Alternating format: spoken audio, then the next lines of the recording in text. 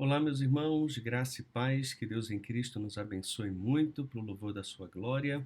Vamos dar continuidade hoje à leitura de Tiago, capítulo 1.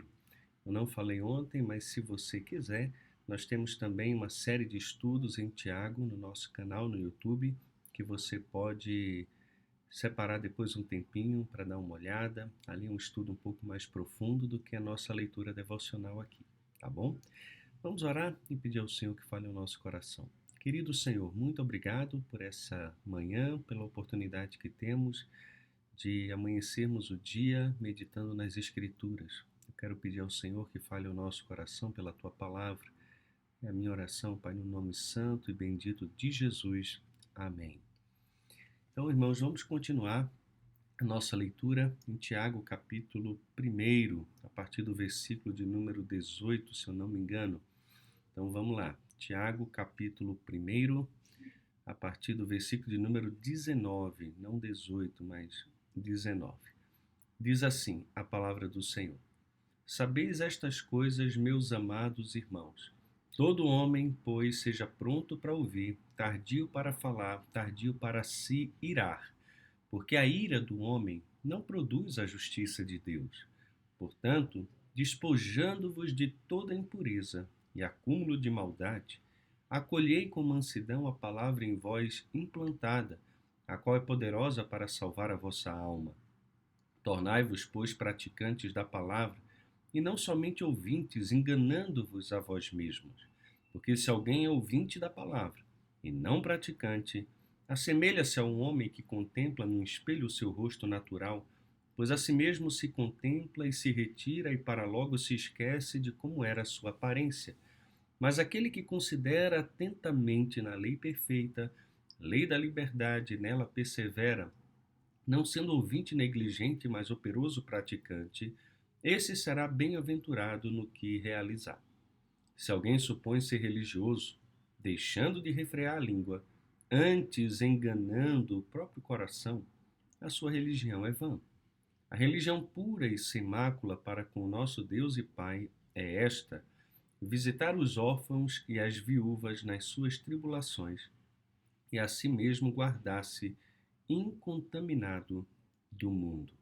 Então, esse vai ser o parágrafo que vamos meditar um pouco, né? A ideia é meditar e não pregar, mas essa passagem aqui que nós estamos lendo, ela vai falar bastante sobre ira e sobre a nossa atitude em relação à palavra de Deus e a importância de praticarmos essa palavra, né? O Dr. Carlos Oswaldo vai dizer que uma resposta adequada à prova da ira, porque é o que parece que está acontecendo aqui mesmo, né? A gente vem falando de provação, vem falando de tentação, e às vezes quem está passando por uma provação, por uma perseguição, né? A tendência é deixar com que a ira controle o seu coração. Então, uma resposta adequada à ira, a prova da ira, é permitir que essa palavra que foi comunicada a nós, esse evangelho que nos gerou, que tornou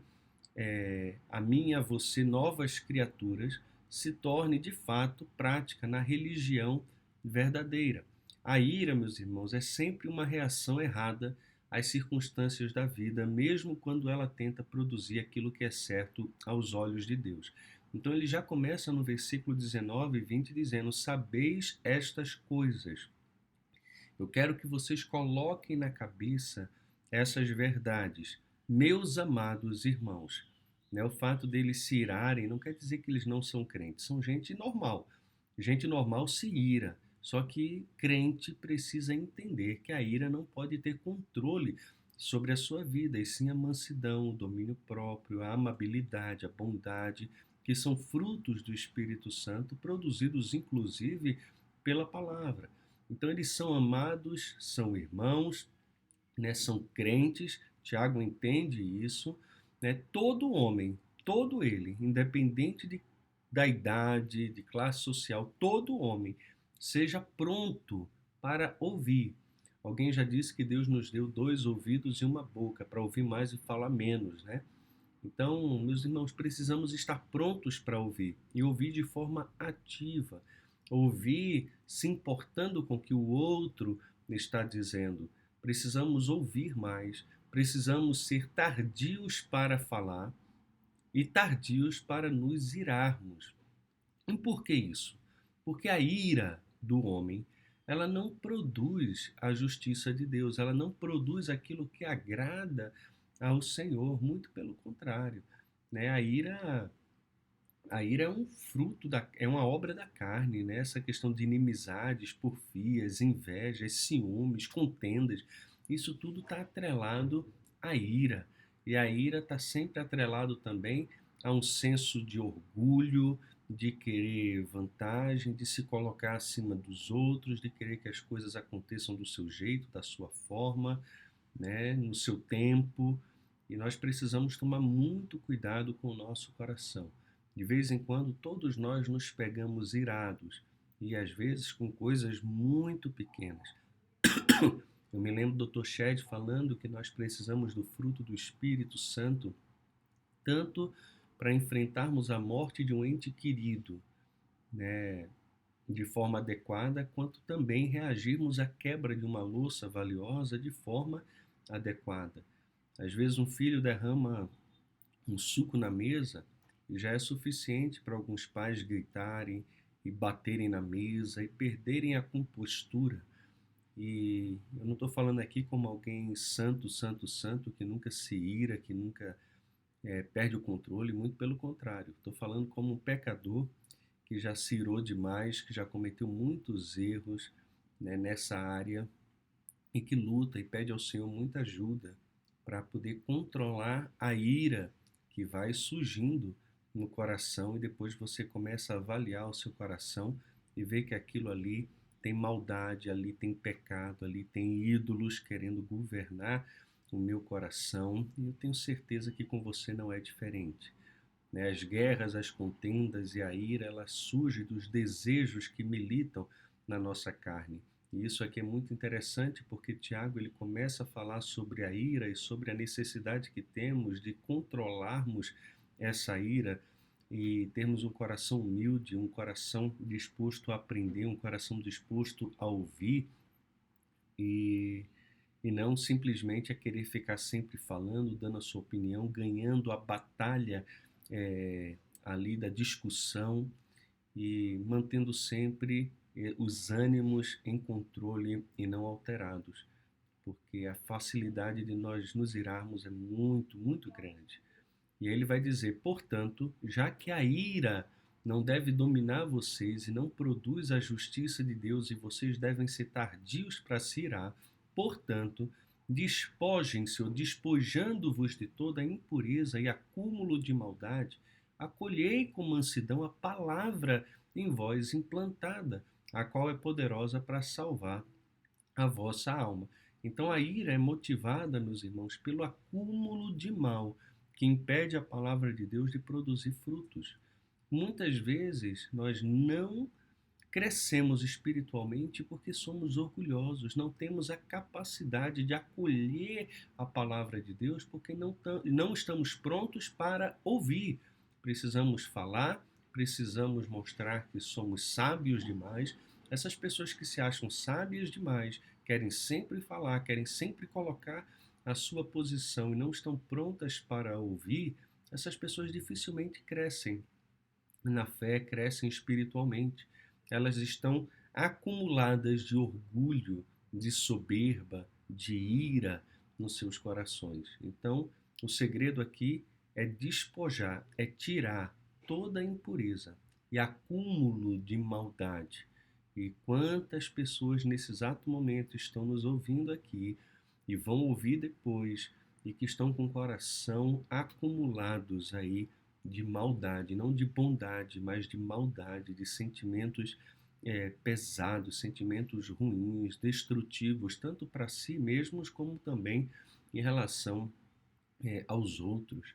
Então tem que tomar um cuidado muito, muito grande com essa questão. E uma vez que a gente se despoja de acúmulo de maldade, de impureza, de tudo que não vem de Deus, da ira, então a palavra de Deus, uma vez acolhida com mansidão, vê que coisa fantástica, ao invés de ira, mansidão. Essa palavra é acolhida com mansidão. E ela então é poderosa para salvar a nossa alma. E salvar a nossa alma, que é salvar todo o nosso ser, é transformar o nosso homem interior, é mudar a nossa consciência. Mas ela precisa ser acolhida com mansidão.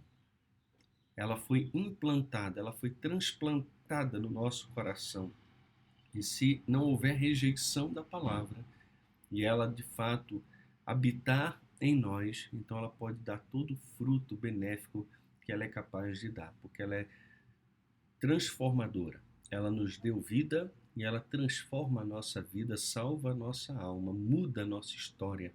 Então eu e você precisamos sim entender que a ira sempre será motivada pelo acúmulo de mal que acaba impedindo a palavra de Deus de produzir os seus frutos. Né? Como é que está seu coração? Como é que está a sua vida? Será que a palavra de Deus tem encontrado guarida no seu coração?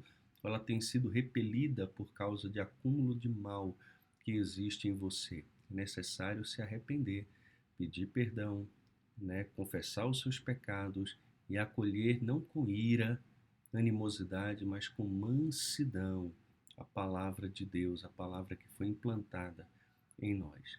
Além disso, a gente vê aqui que a ira, que expressa uma falta de domínio próprio, precisa ser superada pela verdadeira obediência à palavra, que se manifesta também em amor pelo necessitado e também em pureza.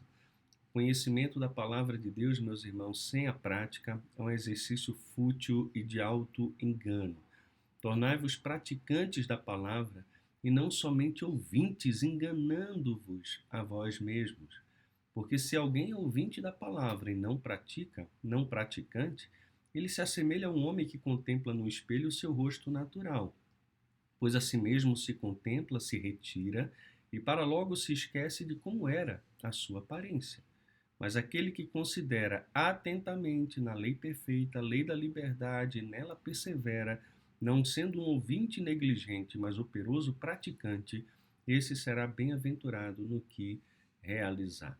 Então, novamente aqui, a importância de ouvir, a importância de ter mansidão no coração, a importância de ser alguém que está disposto a aprender. E Tiago novamente usa o imperativo aqui, não só acolhei com mansidão, né, mas agora ele vai dizer que devemos tornar a nós mesmos praticantes da palavra. Tem gente que está na igreja tanto tempo, que ouve as escrituras, mas que nunca muda de vida. Ele não se lembra do que leu de manhã porque não pratica.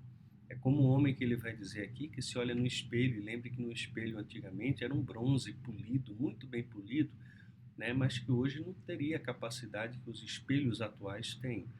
Então, ele se olha meio que embaçado, ele vê a sua aparência, mas ele vai-se embora e logo se esquece. Por quê? Porque não pratica.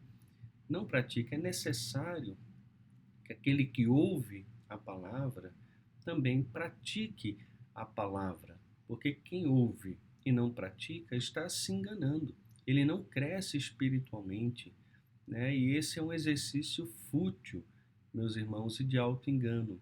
O homem prudente que edificou a sua casa na rocha, ele não apenas procurou Jesus e ouviu Jesus, ele praticou, ele lançou fundamento, ele construiu a sua vida sobre a rocha, ele pagou preço. E da mesma forma, aqueles que querem ter uma vida abençoada, frutífera e abençoadora também, precisa parar de se enganar, de achar que o fato de ir para a igreja, ou de assistir uma devocional e ouvir as escrituras, ou ler a Bíblia, mas não mudar de vida, não perguntar o que é que eu estou errado a partir desse texto aqui, o que é que eu preciso mudar, do que eu preciso me despir, do que eu preciso me revestir. Quem não faz esse exercício não muda de vida, continua com o coração endurecido, com acúmulo de mal, a palavra que foi implantada não foi acolhida e por isso não salva a alma. E quando eu falo de salvação da alma, não estou falando só de salvação eterna aqui, eu estou falando de salvação em todos os sentidos. É um homem que acolhe a palavra, que obedece a Deus, ele será um marido fantástico para sua esposa, da mesma forma a esposa será uma mulher fantástica para o seu marido e uma bênção ao casal na vida dos seus filhos, da igreja, da sociedade. Por quê? Porque ouve a palavra e pratica a palavra. Mas aquele que ouve e não pratica, ele se engana, ele se ilude e todo o seu exercício é fútil.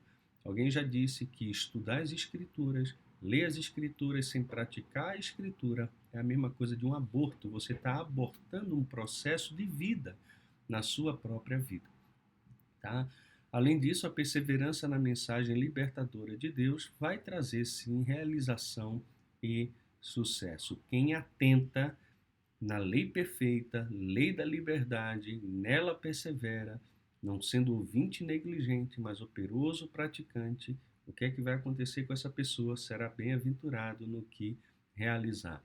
E esse considera é alguém que se curva, é alguém que gasta tempo ali na lei perfeita, lei da liberdade, que é a palavra de Deus, é o evangelho da nossa salvação, e persevera operando constantemente a palavra por meio de uma vida prática. Ele vai ser o que? Bem-aventurado naquilo que realizar. Lembra o Salmo de número 1, que diz, né, que ele é como árvore plantada junto a ribeiros de água, que no devido tempo dá o seu fruto, cuja folhagem não murcha, e tudo quanto faz será bem sucedido. E, caminhando aqui para o fim, vamos ver aqui que a perseverança, não, que a ira não contida revela uma religião enganadora e vã.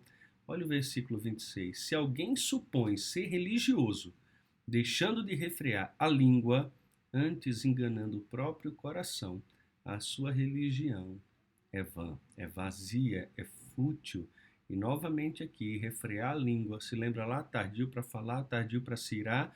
Quem não refreia a língua é porque não tem um coração dominado pelo espírito. Ele ainda está na carne, ele quer expressar a sua ira, quer expressar as suas opiniões e não revela a justiça de Deus, não faz aquilo que Deus se agrada. Então é necessário tomar muito cuidado com a língua. A gente vai trabalhar essa questão da língua em Tiago por muitas vezes, principalmente em Tiago capítulo 3. E novamente vai dizer aqui que quem age dessa forma está enganando o próprio coração. Ele se engana. Ele ouve e não pratica, ele se engana. Meus irmãos, não se deixe enganar por você mesmo. Eu e você somos feras em querermos encontrar desculpas para os nossos pecados, para as nossas atitudes pecaminosas. Precisamos pedir perdão ao Senhor, reconhecer as nossas falhas e mudar de vida. Você entende que a sua religião, ela de fato é correta, que você supõe ser um religioso, alguém piedoso, alguém que anda com Deus. Agora, como está a sua língua? Você refreia a sua língua? Ou você tem uma língua solta? Você não coloca mordaça na sua boca? Você não domina a sua língua? Tiago vai dizer mais na frente que o homem capaz de dominar a língua é um perfeito varão, capaz de dominar todo o corpo. Né? E a gente vai ver mais em Tiago 3 ali sobre essa questão da língua. Mas o fato é que eu e você precisamos urgentemente refrear a nossa língua. Não engane o seu coração. Se você supõe ser religioso, mas não controla a língua, fala mal dos outros, né?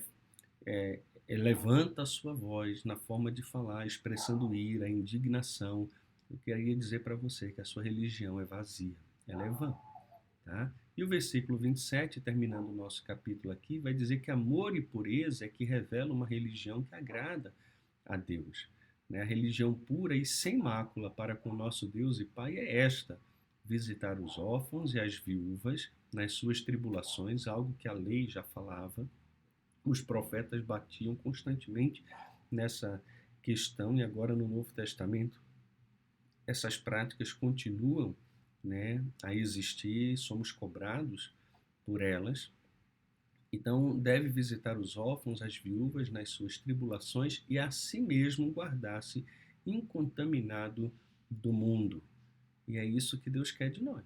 Amor, né, pureza, uma vida que agrada ao Senhor, uma vida distante dos valores do mundo, porque o mundo valoriza o debate, o discurso, a discussão, né, a retórica, às vezes acalorada. Nós não, meus irmãos, nós somos da paz, nós somos de Deus. Nós ouvimos mais, refletimos antes de falar, e quando falamos, não falamos dos outros, falamos com os outros, falamos aquilo que é verdade, aquilo que é correto, da forma correta, não somente o que é correto, mas da forma correta. E muitas vezes as pessoas falam até o que é correto, mas da forma errada, fala com ira, né, com deboche.